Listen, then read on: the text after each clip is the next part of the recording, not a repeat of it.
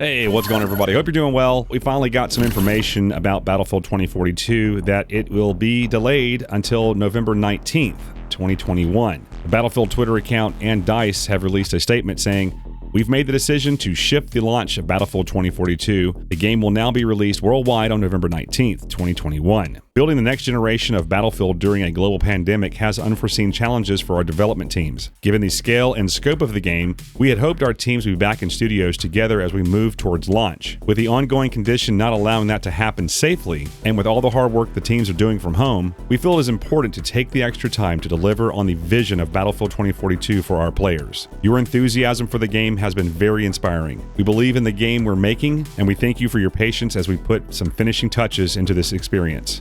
Updates on the open beta will be coming later this month." And that's from Oscar Gabrielson and the Battlefield 2042 development team.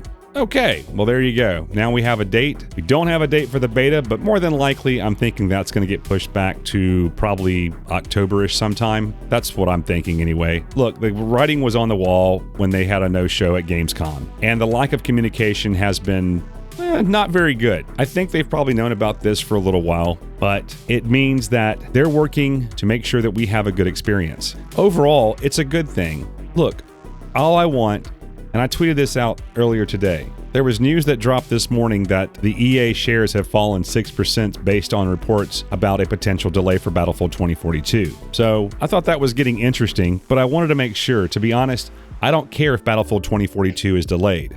All I want is a good game and happy devs to go along with that. I want to make sure they're happy with what they've done. They're pushing it back a month, just a little under a month, right? So that gives them plenty of time. But like I said in the tweet, however, the lack of communication is what drives speculation and panic. And that's kind of what's happened. Investors are thinking to themselves, hey, there's something going on here. It could be wrong.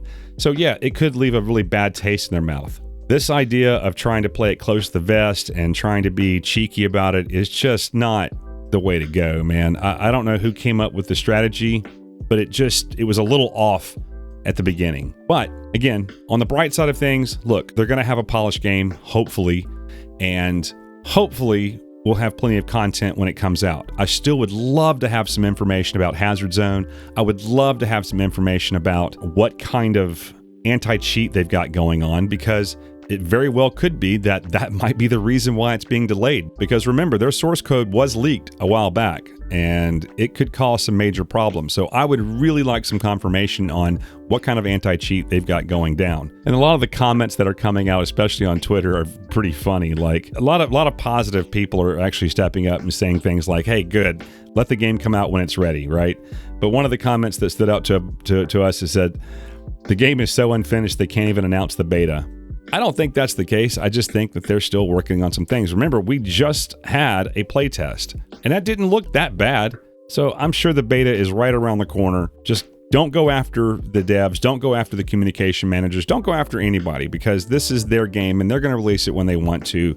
But when it comes down to it, it's all about money, right? It's all about people buying the game. And if they're going to go this route for people who haven't even purchased it yet, they got to have better communication. So if they're going to go the route of not communicating with us, going dark for 2 weeks, that doesn't really help sales. It doesn't help sales at all. And I want this game to sell and do really well. I want my friends to jump all over this. I want people who stop playing Battlefield to come back. I would love for this to be a great game. I want everybody to come back. But when DICE and EA don't communicate with its fan base, that's a problem. And I've got friends that are saying, well, I'm not going to pre-order it. I'm going to wait. I'm going to keep waiting until I, know that it's good. And that's a bad thing. That means that they've been basically talked out of pre-ordering now that they've seen the delay come up. So, I think we're going to be talking a lot about this on tomorrow's stream. So if you want to come by and hang out, I stream every Tuesday and Thursday, starting around 2 o'clock Eastern time. So if that works for you, come on by, say hello. And we'll dive into this. But for now, all you can do is sit back and wait, play some more Battlefield, right? You've got lots of other Battlefield games out there. You've got Battlefield 3, Battlefield 4, Battlefield 5, all of them. So, jump into something. If you haven't played one of these other Battlefield games, you really should. Battlefield 1 is a living work of art, and I have a video about that right here if you want to check that out. But yeah, so let me know your thoughts in the comments down below. Does this make you want to not buy the game? Or are you just going to wait and see? Or are you still going to go ahead and pre-order it? Are you canceling your pre-order? I'm curious, really. Let me know in the comments down below. All right, guys. Well, that's about it for me. As always, thank you so much for watching. I really do appreciate it. And until next time, bye for now.